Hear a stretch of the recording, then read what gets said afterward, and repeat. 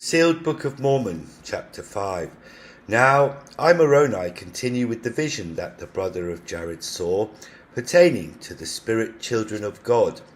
And it came to pass that the Father showed all of his children examples of the kingdoms that he had already created, yea, even those kingdoms of glory that appear as the stars in the night sky to our mortal eyes. And he explained unto them that these were the works of his own hands, and that after their pattern he would prepare the worlds wherein these spirits would reside, and enter into their second estate, or in other words, mortality. Behold, the first estate of all beings is that in which they were created as spirits, and it is this estate in which the brother of Jared found himself in his vision. And the second estate, of which he hath written, is the state in which we are now upon this earth. And this second estate is a time of probation for all the spirits of the children of God, to see if they are willing to do all things whatsoever they are commanded to do by the Lord. And it is also a state in which all spirits shall prove to themselves that the degree of glory in the kingdom of God to which they belong is justifiable, and it shall be proven unto them to be the only place where they can find a fullness of joy, according to the happiness that each of them desireth. For behold, all spirits are taught the laws that govern the different degrees of glory in the kingdom of God. And each spirit knoweth at the time the Father presenteth the examples of his kingdom before them, which degree of glory best suiteth their desires for happiness, having thus determined these desires while growing up and progressing as a spirit being. And the laws and happiness of the celestial glory are shown unto them, and also the laws and happiness of the terrestrial and celestial kingdoms are also shown unto them. And each spirit recognizes that which he desireth to make him happy. Nevertheless, to the terrestrial and celestial glories there are eternal penalties affixed, thus distinguishing them from the glory of the celestial, which hath no penalty affixed to it. And the penalty of the terrestrial glory is that the inhabitants thereof will not have the power of creation. In other words, they will have no ability to experience posterity, having not the body that can create these beings. Yea, there will be no male or female among them, having no need for the different sexes, and no need for those relations that are enjoyed by a man and a woman in the course of creating a new life. And those of this glory will not have the knowledge of the power to create other worlds, or the animals, or the plant life that is necessary to produce life on these other worlds. Nevertheless, they will have exceedingly great joy, and live peacefully one with another, having no concern for their well-being, having all things provided for them from the administration of those in the celestial glory. And these will also administer to their own needs, and find much joy and pleasure therein.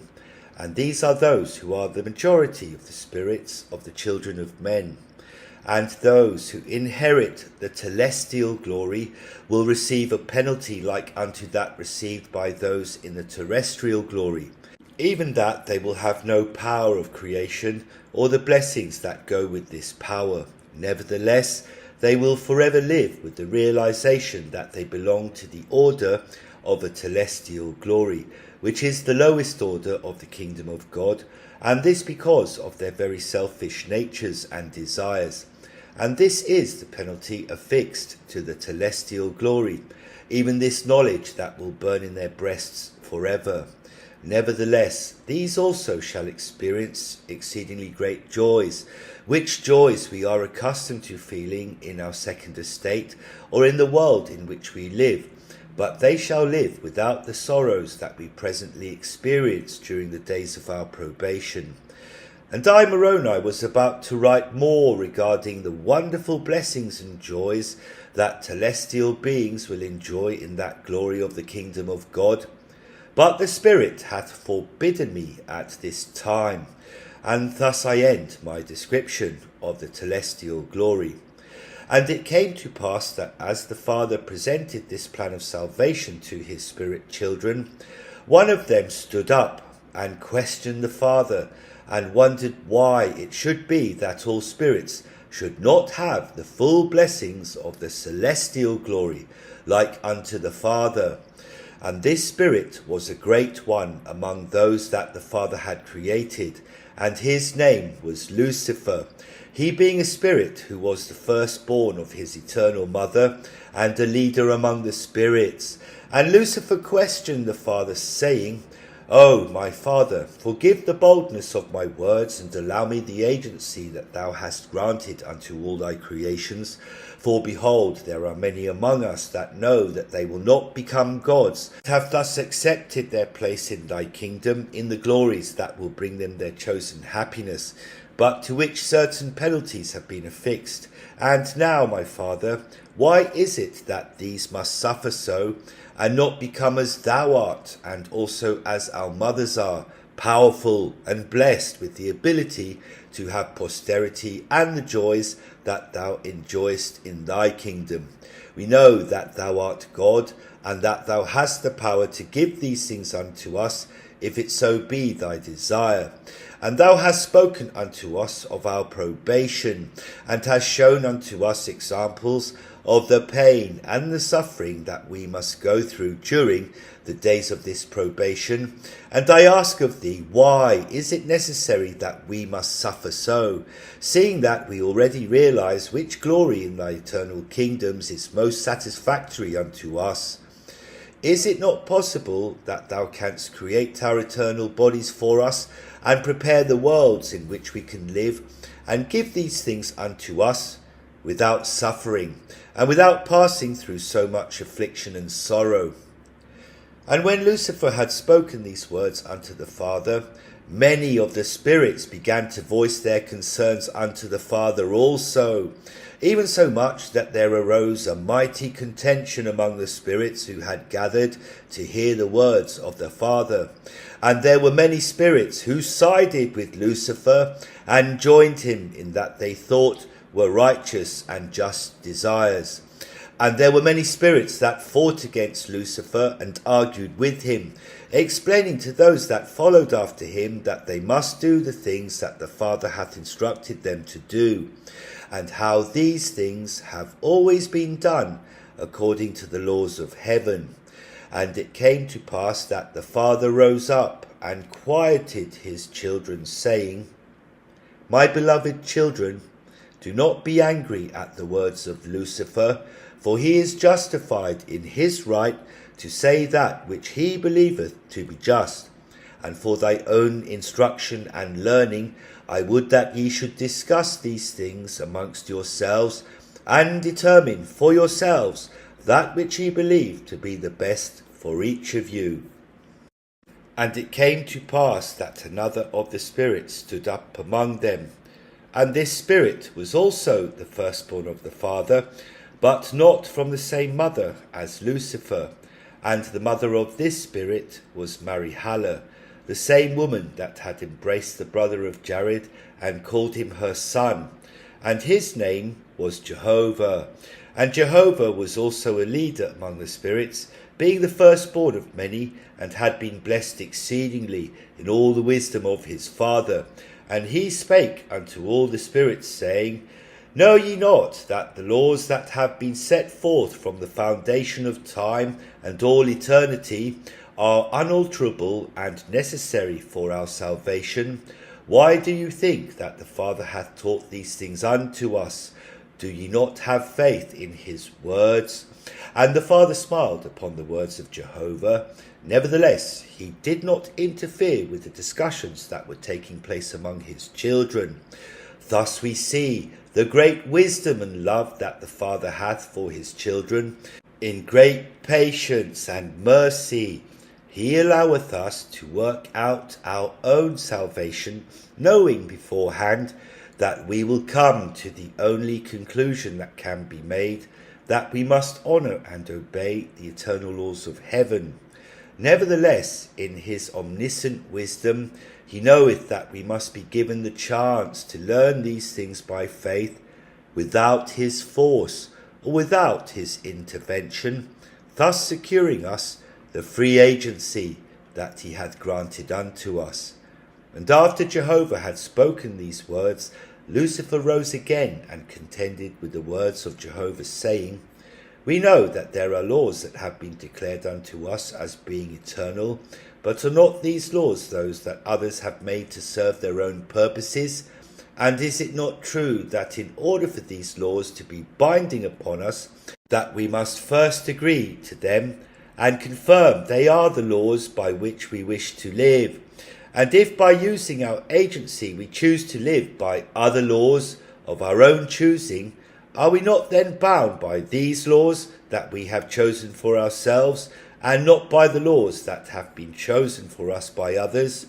Behold, I am a celestial spirit, and it is my desire to be a servant unto others, and by the course of my power that I know that I will have because of the joy that I receive in serving others, I will create more joy among them, and with this power I will cause that new laws are formed, which guarantee that all of the spirits that I create will become like unto me, and have the power and glory that I have. Is this not a righteous desire? I do not do this for myself, but to serve the just cause of eternal happiness, yea, even by giving this happiness to all, without the pain and sorrow of which our Father hath spoken. And Jehovah responded to the words of Lucifer, saying, And how dost thou suppose that we learn about this pain and sorrow of which the Father hath spoken, if we do not first experience it? And how dost thou suppose that we comprehend the happiness and joy of eternity, if we do not know what causeth them? Behold, thou knowest that one of the eternal laws stated that there is an opposite to all things. If this were not the case, then we could not know anything. For if there was no dark, how could we comprehend light? And if there was no bad, how could we comprehend good? And if there is no pain and sorrow, how can we understand what joy and happiness are? And these things are according to our feelings. But even so, if there were not cold, how could we know warmth? Yea, even if there were no rocks, then there would be no earth, which is softer than a rock, yet made up of the same elements. How canst thou, being a celestial being, expect to serve thy creations by taking away the only source of the joy that thou supposeth to give to them? Thou knowest that this is not possible. Let us listen to the words of the Father and trust in his glory, that he will provide the means whereby we may experience happiness according to our desires of happiness. And Lucifer rebuked Jehovah and railed against him, even so much that the Father stood up again amongst all of his spirit children and beckoned them to listen to him. And Lucifer stood forth amongst those who stood with him and rebelled against the Father. And the mothers of these spirits stood with the Father and pled with their spirit children to listen to their father. But the words of Lucifer were convincing unto them, they being mostly celestial beings, who understood that their eternal lot was that of a celestial glory, and they understood the penalties that were affixed to that kingdom. And these eternal mothers wept for their spirit children, but they knew that the laws of agency could not be breached, and thus they saw the rebellion of their beloved children. And truly the Father hath shown his great mercy towards his children in their iniquities, insomuch that after the rebellion of Lucifer and a host of spirits, the Father cast them out of his kingdom, and they were cut off from the kingdom of God forever. Now I, Moroni, would that ye should know that the things that the brother of Jared saw are taught symbolically unto the children of men in the temples that the Lord suffereth to be built among them, for their sanctification and their instruction. And this great endowment of knowledge was given unto Adam, and passed down from generation to generation, to teach the children of men the mysteries of God, in a form that they will not understand without the Spirit to guide them. And in this way the Lord keepeth his mysteries hidden from those who have not received his Spirit, by keeping his commandments. And now these great mysteries are taught in the temples of the Lord, as he instructed his children in mortality. For truly Lucifer and his followers did not keep their first estate, which estate is represented by the new name that one receiveth when endowed in the temple of the Lord. Behold, this new name is the name of a righteous soul, who hath passed through the trials and tribulations of mortality, and hath proven him or herself worthy to proceed in the kingdom of God. In other words, this new name representeth our spiritual existence. Therefore, he who abideth not by the laws of the holy priesthood that govern this spirit world shall be cut off from the kingdom of our Father, symbolically represented as if he were to lose his head, the head symbolizing the kingdom and glories of our Father. And they who keep not this first estate will have no part in the kingdom of the Father from the time of their rebellion, henceforth and forever. Nevertheless, the great wisdom and love of our Father hath prepared a place for them in the eternities, a place where they too will forever feel the love and mercy of their Creator. This place shall be known in mortality as outer darkness, where there shall be weeping and wailing and gnashing of teeth. This place of torment shall not be known at this time or forever by those who keep their first estate, but will only be known by those who inherit it. And the Father shall make himself known unto his children in outer darkness, and they too shall feel of his mercy and love. This shall be their torment, yea, that they feel the love of the Father, and partake of his mercy, but know forever of their iniquities, and their rebellion against him. Nevertheless, they too shall receive of the love of the Father. Now I, Moroni, was about to write more of the words of the brother of Jared that he wrote concerning the mercy and love of the Father for those who are cast out of his kingdom. But the Lord hath forbidden me, saying, Stay thy hand, and write no more concerning these things. For behold, many of my children might take these words and the knowledge that is given unto them, and justify the wicked desires of their own hearts, desiring to join Lucifer and his followers, seeing that their lot is just and merciful. And it is my work and glory to prepare the souls of all men to be found spotless before God and his angels, that they might partake of the glorious blessings of his kingdom. Behold, Lucifer and his followers have no part in the atonement that I have caused for the children of men. Thus their sins and iniquities shall be present in their minds forever. And this is what is meant by endless torment. And I would that all men shall know that I have felt the pain of these souls, and this pain caused me to shrink before the Father, even so much that I asked that I might be delivered of this pain and sorrow, praying to the Father that this cup pass from me.